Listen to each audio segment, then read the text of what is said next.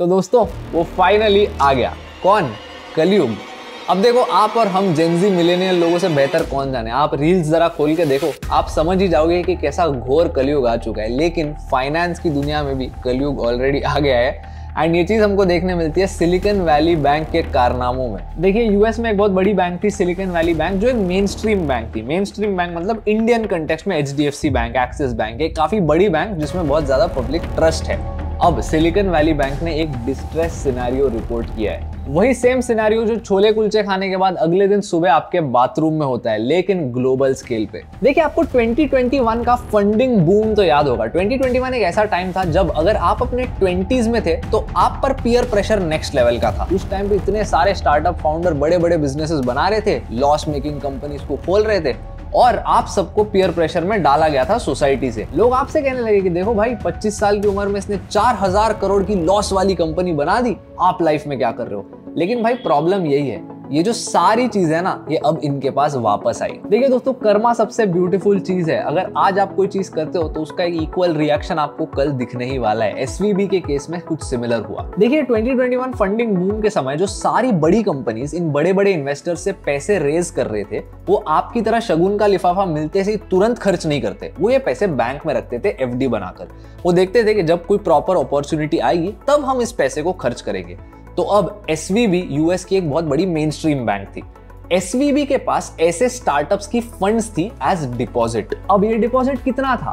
198 billion dollars अपने peak पर, यानी कि ऑलमोस्ट 16 लाख करोड़ रुपए। तो उसके बाद देखिए क्या होता है। जब भी एक बैंक के पास डिपॉजिट आता है, बैंक दो चीज कर सकती है, या तो उस डिपॉजिट से लोन दे सकती है या फिर उस डिपॉजिट से इन्वेस्टमेंट कर सकती है किसी भी स्टॉक में या किसी भी बॉन्ड में।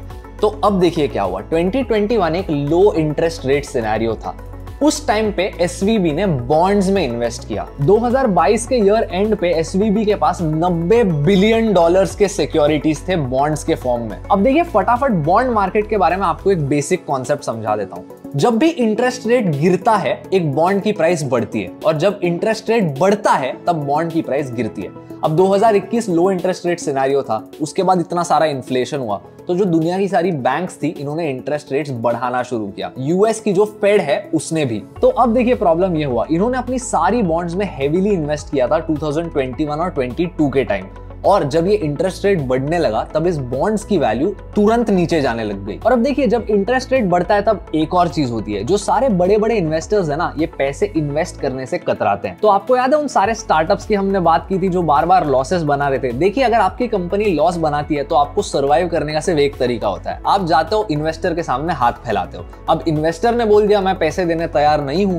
आपके पास जो पैसे बचे हुए हैं वो भी कम हो रहे हैं, आगे क्या होगा। तो अब देखिए, जो सिलिकॉन वैली बैंक थी, इसके पास इन सारे स्टार्टअप्स की फंड रेज के पैसे रखे हुए थे, और ये सारे स्टार्टअप्स और ज्यादा पैसे नहीं रेज कर पा रहे थे, इसीलिए ये अपने डिपॉजिट में जो भी पैसे थे उनको फटाफट यूज करने लग गए। तो अब आप बैंक के पर्सपेक्टिव से देखिए, बैंक के पास जो सारे डिपॉजिटर्स है, यानी कि ये सारे बड़े बड़े स्टार्टअप्स, ये अपने पैसे तेजी से यूज कर रहे हैं। बैंक के पास इन्वेस्टमेंट है उन सारे बॉन्ड्स में, इन बॉन्ड्स की वैल्यू तेजी से नीचे जा रही है। अब बैंक अपने सारे ऑपरेशंस चलाने पैसे कहां से लाएगी? तो जैसे जैसे ये सारे पैसे कम होने लग गए, बैंक ने बोला कि यार बस, अब हमको ऑपरेशंस चलाने पैसे ही नहीं बच रहे हैं, तो अब हम क्या करेंगे, ये जो सारे बॉन्ड्स थे जिनकी वैल्यू नीचे जा रही थी, इसको लॉस में बेच देते हैं।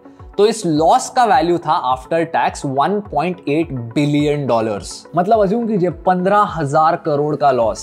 मतलब ये आपके डीमैट अकाउंट की तरह 10-15 हजार का नहीं, बल्कि 15,000 करोड़ का लॉस था। और बैंक ने 9 मार्च थर्सडे को कहा कि हम 2.25 बिलियन डॉलर्स रेज कर रहे हैं। अब ये पैसे उनको अपने शेयर्स बेचकर रेज करने पड़े। देखिए, कोई भी कंपनी की जो मैनेजमेंट होती है वो सिग्नलिंग का यूज करती है अपने शेयर होल्डर्स को बताने कि उनकी हालत कितनी अच्छी या पतली है। सरल भाषा में सिग्नलिंग का मतलब फाइनेंस टर्म्स में ये होता है कि जब आपके पास एग्जाम का क्वेश्चन पेपर आता है और आपको उसको देखकर कुछ नहीं आ रहा हो, तब आप अपने दोस्त के पास देखकर जो ऐसे हरकत करते हो ना,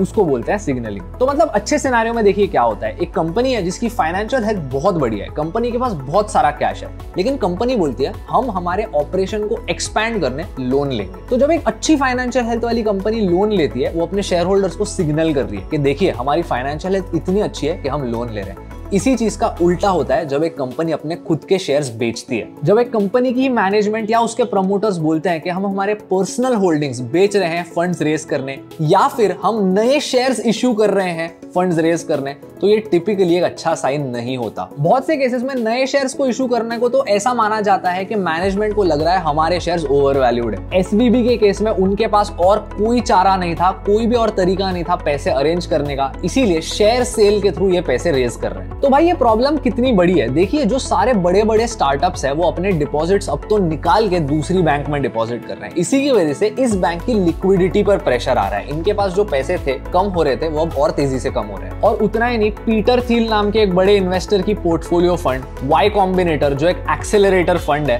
ये सारे अपने स्टार्टअप कंपनीज को एडवाइस कर रहे हैं कि तुम्हारे भी जो कोई पैसे उस बैंक में रखे हुए हैं अभी के अभी निकाल दो। तो अब मेन सवाल ये आता है कि इंडिया पर इसका क्या इंपैक्ट पड़ सकता है। देखिए, सबसे पहला एसवीबी जो है उसकी इंडिया में भी इन्वेस्टमेंट्स है, तो अगर कल को ये बैंक बंद हो जाती है तो ऑब्वियसली उन इन्वेस्टमेंट्स पर इंपैक्ट पड़ने ही वाला है। उतना ही नहीं, आपने एक और चीज नोटिस करनी है कि बैंकिंग सेक्टर जो होता है उसमें अगर कोई भी बैंक फेल होती है तो उसका पूरी दुनिया पर एक रिपल इफेक्ट आता है। क्योंकि देखिए, बैंकिंग सिस्टम जो होता है वो ट्रस्ट पर चलता है। मतलब हम ट्रस्ट करके चल रहे हैं कि हर एक डिपॉजिटर जो है वो कल को जाके बैंक से अपना पैसा नहीं मांगेगा।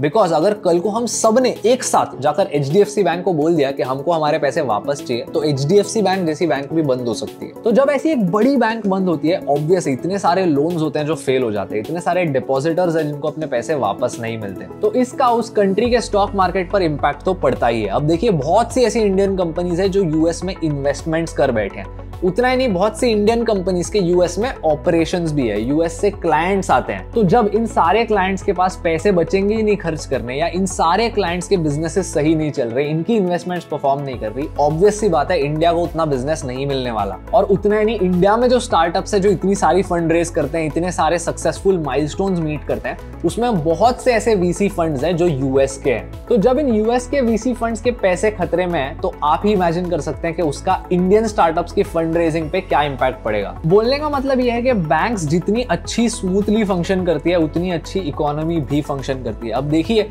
ये कितना बड़ा फेलियर है ये तो हमको टाइम ही बताएगा। वेदर और नॉट ये फंडिंग सिक्योर कर पाते हैं ये भी टाइम बताएगा, लेकिन अगर ये बैंक बंद हो जाती है, ट्रस्ट मी, इंडिया पर बहुत बुरा इंपैक्ट पड़ सकता है। एनीवे दोस्तों, अगर आपको इस वीडियो से कुछ नया सीखने मिला तो प्लीज मेरे चैनल को सब्सक्राइब कीजिए। इन सारे वीडियोस के पीछे बहुत ज्यादा मेहनत जाती है। और आपके ओपिनियंस मुझे कमेंट्स में बताइए। मैं आपको मिलूंगा अगले वीडियो में।